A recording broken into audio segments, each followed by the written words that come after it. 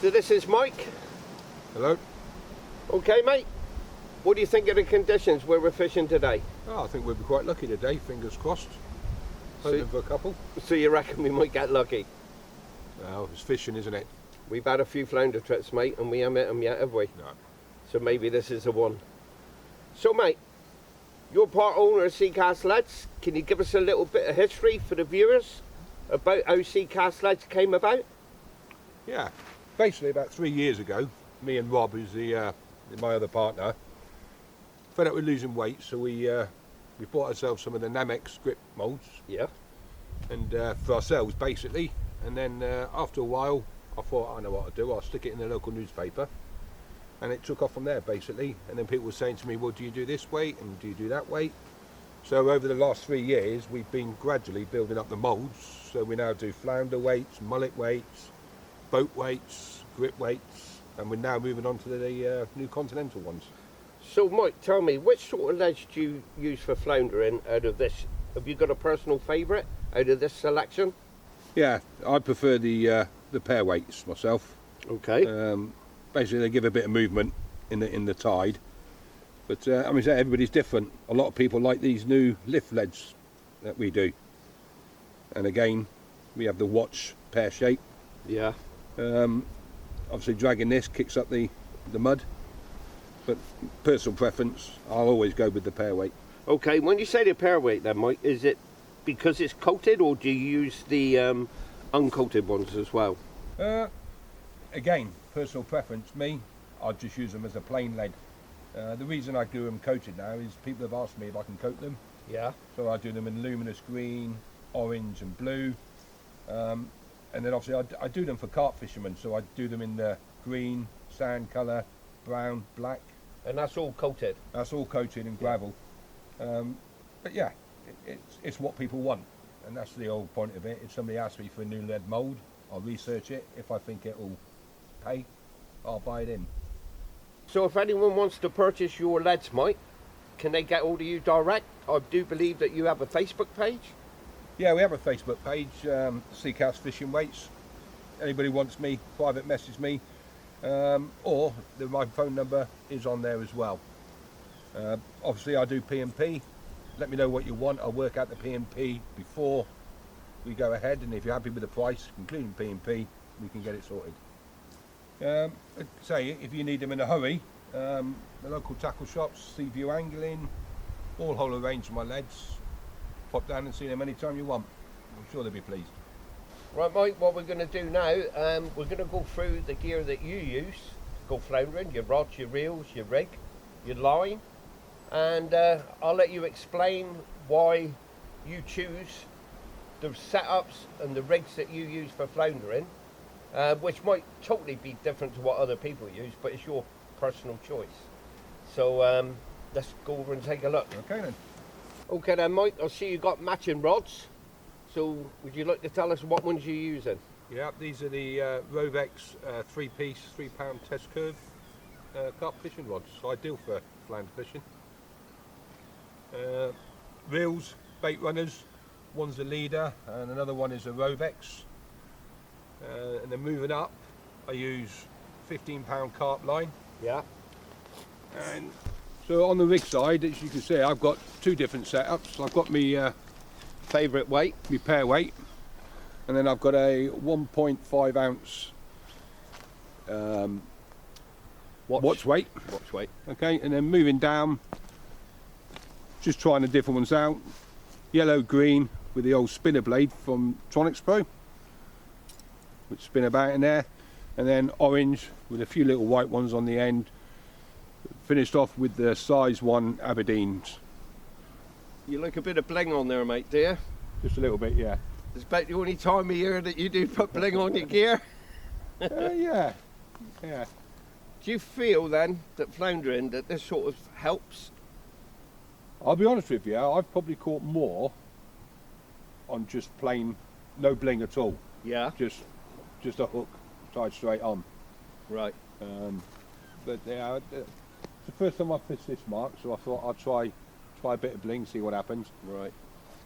Doesn't work, then I'll just put one on without and we'll see how it goes from there. It's also a first for me at this mark.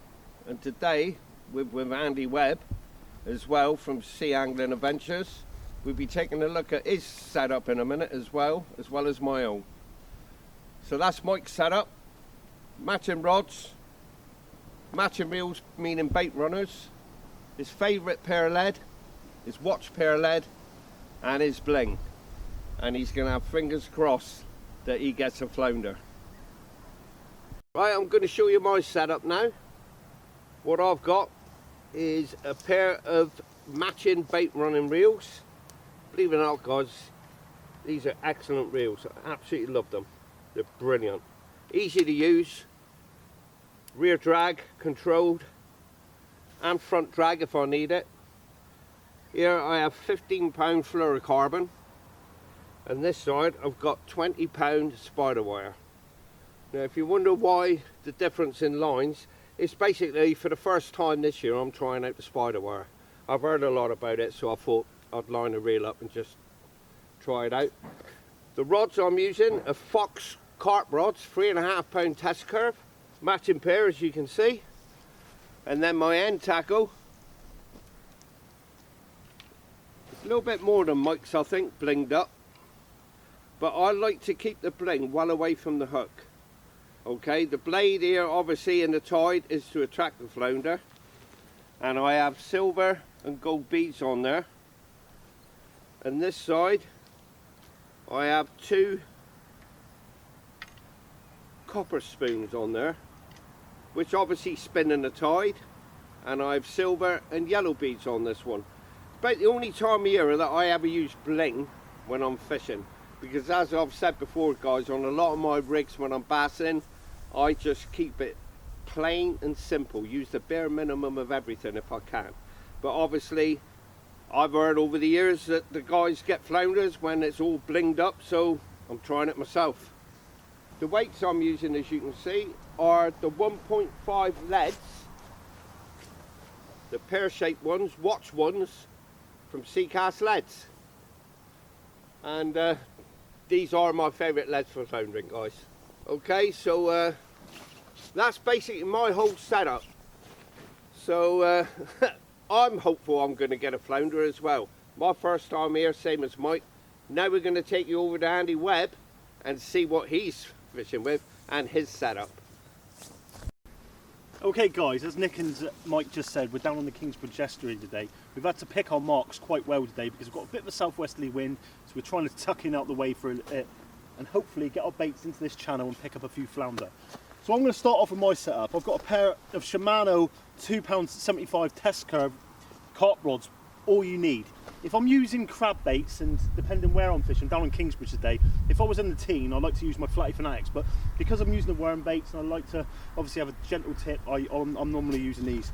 I've got 2 different setups, but the same setups, one of which I've got braid on today, so I've got 20 pound braid, and on the other one I've got 12 pound mainline from Asso.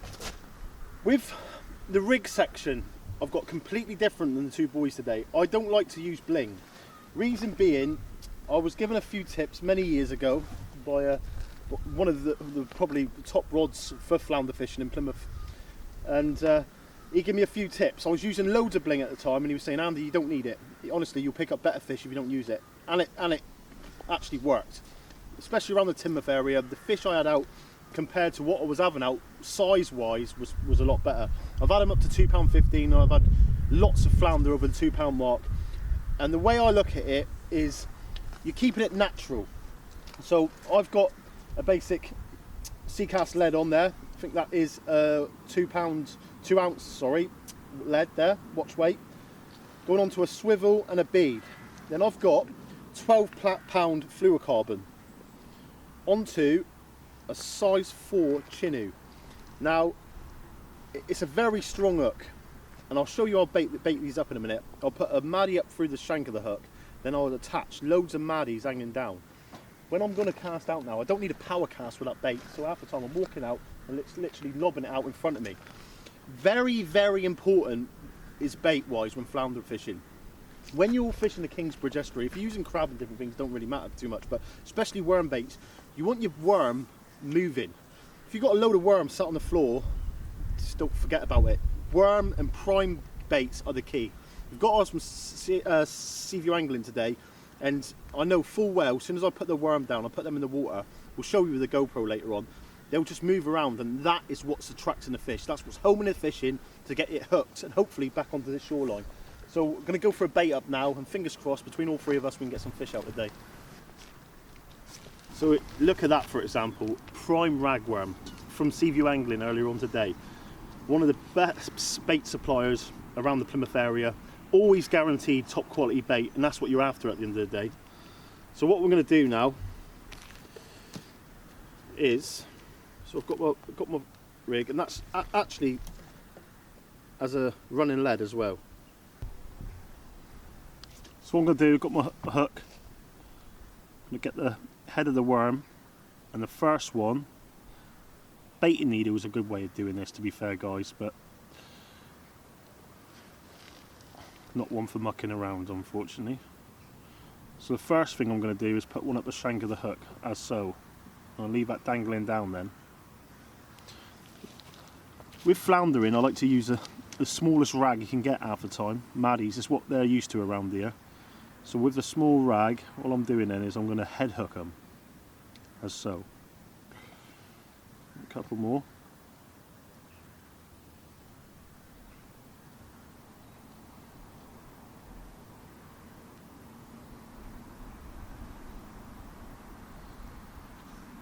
Just looking for really small rag now, like that. Now as you can see that there now, that's lying on the seabed.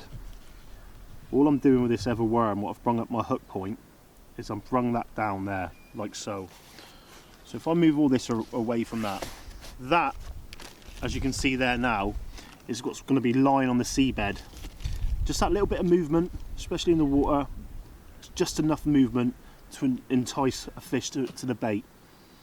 Especially the flounder, they'll come along, gulp that down, hopefully hook that hook, rod tip over, fingers crossed. One tip I always give, especially when using worm baits, is before you cast anything, even if it's short distance, just give them a little dip in the water first. It will stop the worm from blowing. We're up on the Llangennith coast in Wales the other year, and we were using tiny little maddies on really light line gear, targeting bass, golden greys and the flounder. And over there especially, because you're using that smaller worm baits and you're casting them out, if you don't dip them first, they'll just blow, guys. Especially when you're obviously casting the worm baits into the surf. So where I am now, as you look behind now, the tide's quite far out. So what I'm going to do is basically walk it out, put the bait down, walk it back. I can pull back and tighten and set the rig accordingly so everything's set in place.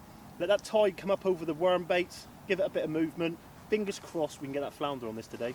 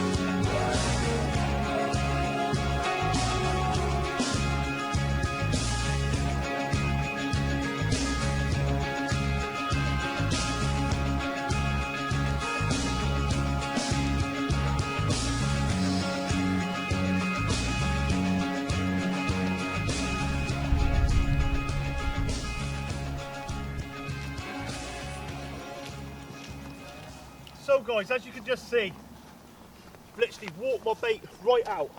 Reason being, when you're floundering, you've got to use your head a little bit. You're looking for points to hold bait, which is going to hold food source. Now if you look at what's in front of us now, you've got mud flat banks going all the way out into a channel. Now I look to the left hand side of me, I can see a small indent into the mud there. I can see one there and I can see one there. That's what's going to be holding the food source. Got a worm bait in there now. Hopefully these flounders are coming down through the channels and that's where they're going to be attacking first. The bait's set. All I've got to do now is wait.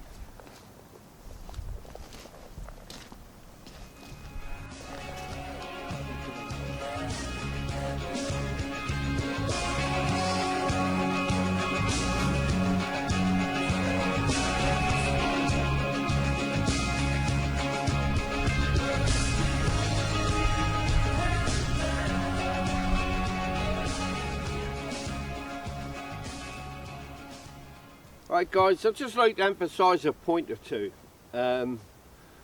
We tend at Sea Angling Adventures to go to lots of different marks fishing, and there's one thing we do every time we go, is that we have a bag put in the middle of where we're fishing and all our rubbish goes into it.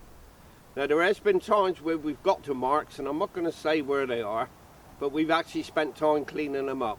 Squid packets, sand eel packets, squid boxes, you name it, we found it. Alright, I'm not saying that every angler's like that, but it'd be nice if anglers could, when they go fishing, just take all their rubbish home. I know the majority of you do, without a doubt. I've spoken to lots of you on the social media.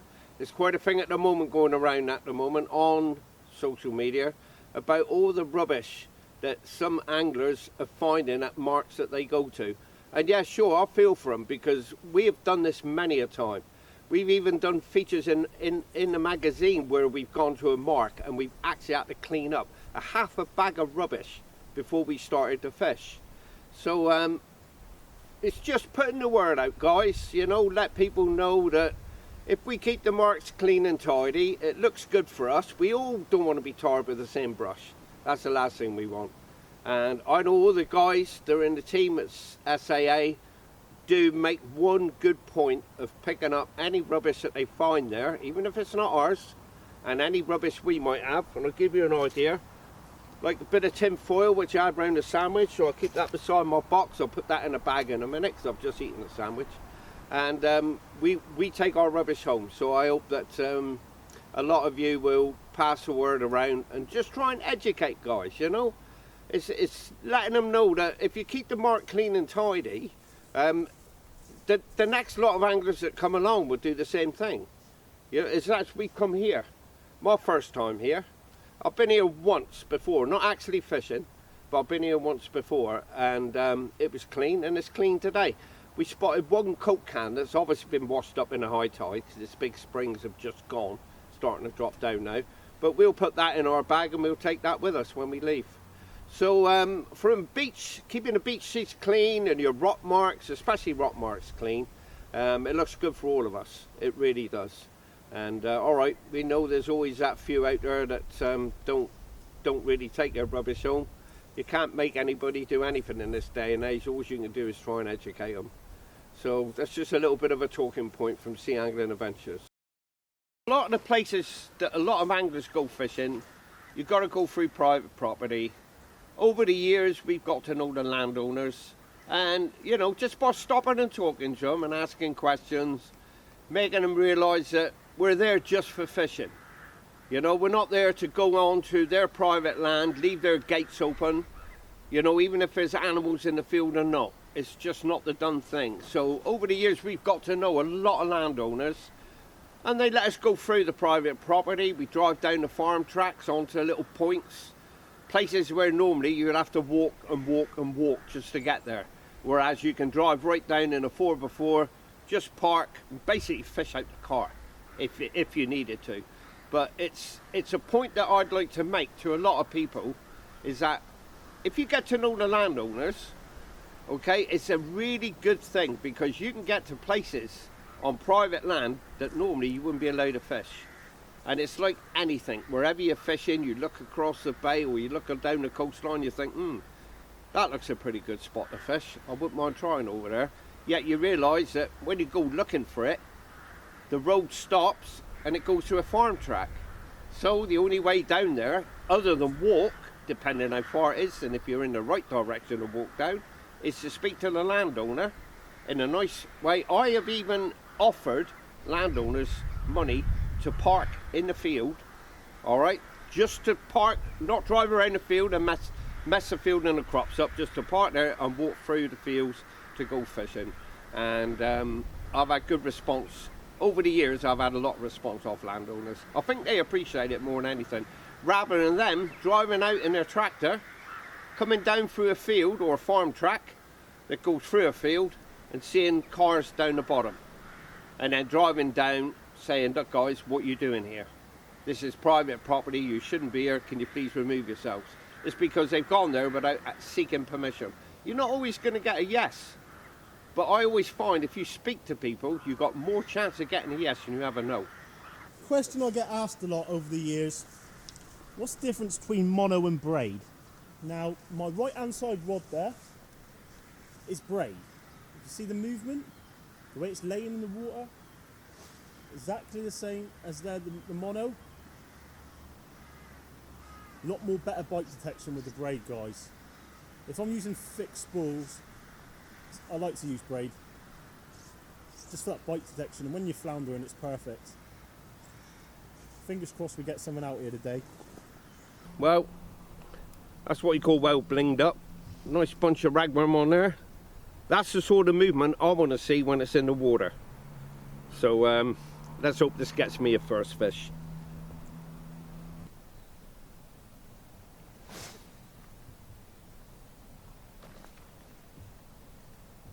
What I've done, look, I've not cast out that far, it's only gone about 10 foot into the water, and obviously the lead is in the mud because the line is tight. So what I do is just do that and the lead's pulled free. So now I know my worms are on the bottom moving around. Hopefully they'll attract a decent sized fish.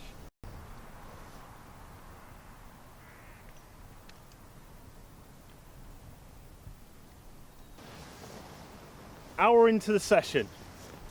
Not much happening as yet. Getting a little bit of weed coming through. Quite strong tide today, but the wind's not helping us out a lot. But as we said, we're trying to get in out of it, and it's working. Right back in on the stretch we are.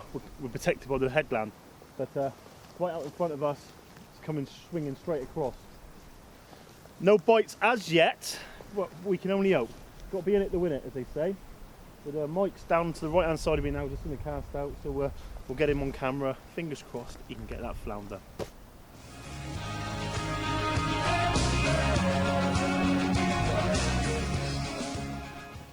So then, Mr. P, what do you reckon? What's our chances?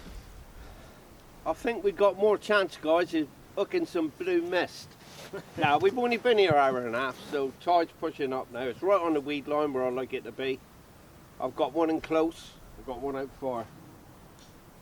We've got 6 rods out here. So we've got 6 chances of blanking. Floundering's not been what it used to be last couple of years, is it? Well, look at where you've been fishing, up the Teen. I mean, Christ almighty, that used to chuck out some fantastic fish. Yeah. I've had a fair few up there in my time as well, Andy, on crab and on worm. Yeah. But the guys that have been fishing it this year, myself I've not been, but the guys that have been fishing it this year have said that it's one of the worst years for flounder that they've ever known. I would say I've actually about 10 trips I've put in. Yeah. Some short trips, some over the right times to fish it, some over low water, some over high water, some like short 4 or 5 hour trips. Also some mega sessions and marathons. We've done obviously the championships up there with Rich Elbones. What a nightmare. How many fish was caught in the flounder championships this year? There were not many, mate. I think there was like 3 or 4 first day. I think all in all, with both days, less than 15 fish, maybe 20 fish. So it's hard going for all the anglers. To be fair, we fished on the second day towards a mouth. Yeah. And there was a free river comp, or there was an RL&I comp in the last couple of weeks, and where we fished, a lot of the guys picked up on the video and they went down there, and a few of them caught flounder, to be fair. But there seems to be more coming out from the mouth end than there is further back up where you should be getting them, especially the big ones. So do you think that's a occurrence of the amount of rainwater we've had that's coming down the river? Well, I'm not sure. I don't think that has a really big effect on it. I think it does further up, but even on past years, if you get a lot of rainwater, there's certain venues on the team which I would go to fish. Yeah. That Adam Green, who won that was the biggest fish I've known of, pulled out this year. Really? Over the nice fish over up the upper twos is a stomping fish. What was the weight of that one? I can't remember exactly. it but I think 111? No, it was 2 something. 2-something. 270. Yeah, it was a big fish, but they're just not there, Nick. I feel like Coombe Cellars would be a venue which, to me, you would always see a flounder out. Yeah, that's my favourite place. It's a great venue. Depending on the tide, depending on the wind, depending where I'd fish there. But like the high bank, you would normally see fish. It's like Yeah. all the mud flaps and that. It's just flounder written all over it. And How you've about got- Red Rock's the opposite side? Did you hear of anything coming I've from known there? of a few fish pulled out. I'm not going to say there's none there, but Yeah. they're not the numbers that. And it's hit and miss. You're Yeah. either going to hit into them or you're not going to hit into them. It's There's- funny, years ago we used to go up there with, 30 or 40 peeler crab, and if you caught 5 fish in a session, that was sort of a good session. Yeah, But now you can go up with 30 or 40 peeler crab and blank, yeah. and even if you move around the team, like you say, the different marks, Charlie's Beach, Red Rocks, Pierce Cellars, all those places that normally turn out the fish, people just aren't getting them. No, I've talked to a lot of people and look, like I've had a lot of different opinions on it. A lot of people put it down to the seals. There's a few seals in the water, Right. and a seal alone can clear up the amount of fish it eats daily. A lot of flounder, but with all the rivers around it and all the estuaries and different stuff, you would think there would be enough flounder for that to be cope on. Like Yeah. past years, the seals have always been there in and off. There's been a lot of seals this year around there. They're still around Oak Snows, and it's that area really. But the Tean, obviously, it's been famous for years for the specimen sort of size. And Certainly Kingsbridge, especially, you'd think of the past years down Kingsbridge, the amount of fish have been pulled out, and there are fish there, but they're not coming in the quantity as they were in past years. Let me ask you something, Andy, all right? You know the British record come from the team. Yes, I do. Do you think that record will ever be beat from the shore around the UK coast? It's an odd one, Nick. The trouble is, I think that was caught in 1992, I believe, 1993, and An exceptional fish, wasn't it? phenomenal fish. And to be fair, there's a lot of 3-pounders caught each year. Yeah. For the past few years. 4-pound fish on the cards is an extortionate fish. But to have a fish that size, do I think it'll be beat? I don't think so, mate. No. I think there's too many people taking the smaller ones, and they're just not there. I don't know if it's down to the trawlers. A lot of people say it's down to the You've got trawlers. weed on your It's right hand one. it's hard, isn't it? It's just one of those things, I think. But I think it's exactly the same as the sand deal. You should look at the sand deal about it. It's been in the last couple of years. Yeah. It's just getting worse and worse. And what do you put that down to? I put that down to we're to blame as well I'll as put it down to overnetting myself, Yeah. but that's just my but opinion. they're over netting to And supply the anglers. I'm not targeting anyone in particular. I just find that when you can go into a shop and buy sand eel that's no thicker than a pencil and only about 5 inches long, if that, I think it's pointless catching them. They should be let go to mature, Trouble is, but it's really difficult. Trouble is, we all like large sand deal. Large Yeah, I and extra know. extra large I are know. best sellers. Reason being, large, perfect bass bait, extra large, perfect ray bait. Yeah. The amount of people all over the stretch of the coastlines, South Devon, South Wales, all over the country really. If you're fishing South Devon coastline, sand eel is going to be one of your number 1 baits. Yeah, but If you're fishing the Bristol Channel, argumentative, you could use mackerel, you could use bluey, you could use squid, but sand eel is in the food chain. sand eel is an all-round Yeah, bait. and a lot of people who I've been speaking to, especially around the Timoth area, are putting the lack of flounders down to the lack of sand eels as well. Well, it could be that. I mean, flounders aren't just stuck on eating crab and worms. Definitely not. I But know there's- guys that's had a bass in Yeah, on I live dare eel. say they'll take sand eel as well if they can. Yeah, you I know a guy if who they can get uses. them. When I go to the team, I use a fairly big hook when I'm live sanding, and I'm chucking it into the channel and working it in the channel. And he does a totally different way of me. And he was there one day with me. He goes, "Why are you using such a big hook?" And I said, "Because it works. You know what I mean? I'll get bass to come along and take it because you'll get more by using this." And he uses a little tiny match hook from carp fishing. Yeah. And he just pings it around the mouth. And he said, "You watch this." And he chucked it in this rock pool, on the sample, sorry. And it was like that. And I tell you what, it just swimming naturally, like it never had nothing Yeah. attached. And he said, "You put yours in now, put mine now." And exactly the same. Mine couldn't move. It just kept on going like that Because and of the working. weight of the hook. Because of the weight of the hook. Yeah. And he was fishing down the mouth, and he used to do exceptional on the bass down there, like 13, 14 in a session. Sometimes he'd keep one for the table, the rest of them would go back. But he was down there one day, and it was coming to the end of the bass season, and he hooked into a £3 flounder. Smashed his sand eel. Nice. And it is. You have exactly the same. You have them, do you? Same as place. We go and target place. We normally use ragworm, blacks, Yeah. when we're targeting place. Everybody on Chesil, going down East Portsmouth or going around Salcombe area and stuff. Might tee off with a bit of fish bait, but you'd always use a worm. If you're going on a boat, what do you use? Sand eel. Mackerel fillets as well. Right. When they've gone off Wayne big Jarman's boat on mackerel, fillets. they'll use a mackerel fillet And the I size know of a people ring. that use sand eel on a boat Yeah. and they've had the place on Yeah, it exactly. as well. It's crazy. Out on the sea, they're eating all Yeah. this different. Why aren't they eating it around certain venues? And I put that down to the food source at the venue. Yeah. A lot of people in some of the creeks along Kingsbridge will go and do what we've done today and buy from the shops. Nothing wrong with it. Quality bait. I know guys won't do that.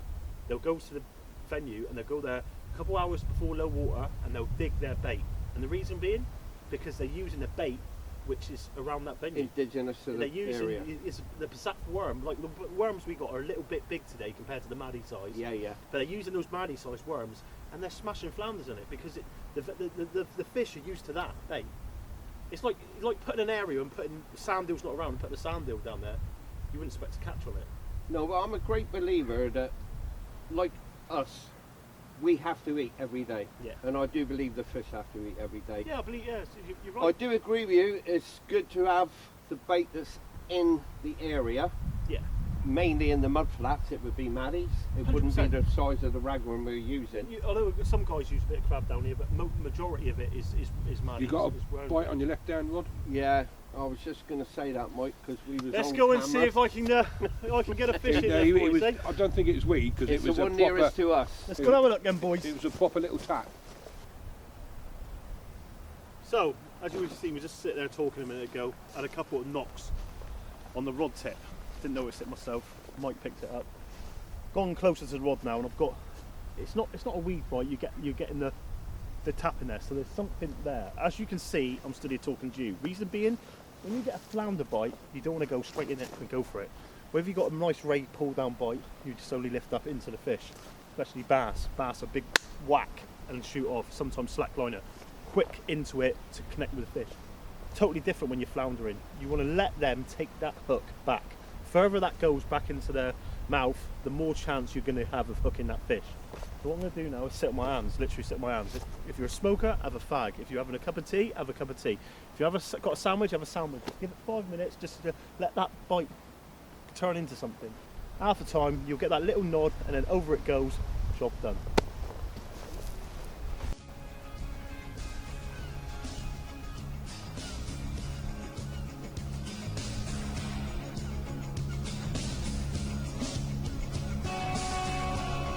Well then, ladies and gentlemen, not the flounder we're after, but get a few little bites and had a nice pull down bite. Unfortunately, I didn't have my drag on, and by the time I got it, it's gone. But drag was set that time, worm bait, miniature, but what a beautiful fish.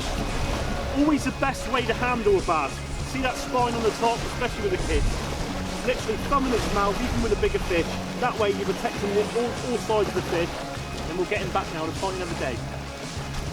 Okay then, as we said, literally hold the bass like that in the mouth.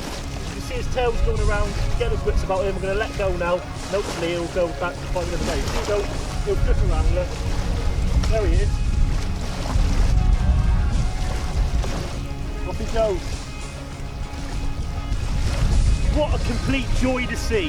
What a complete joy to see. Not the flounder we're after, but we've all put our time and effort in today. Just gone dark now, over the top of the tide, so fingers crossed we can see that flounder. But yeah, one fish for the show so far. Good man. There we go. Alright guys, so it's 6 o'clock, it's high tide. We've been pushed right back against the cliff. I've actually got water around my feet in my box here. We've had 2 school bass. Andy's had one, Mike's had one. I haven't had a thing, I ain't even had a bite yet. Not through lack of trying. So unfortunately we haven't hit a flounder, which is what we came here to try and get. So other than that, stay tuned, stay on our YouTube channel, look at the stuff that we're putting up. Best of luck, tight lines and sea angling adventures.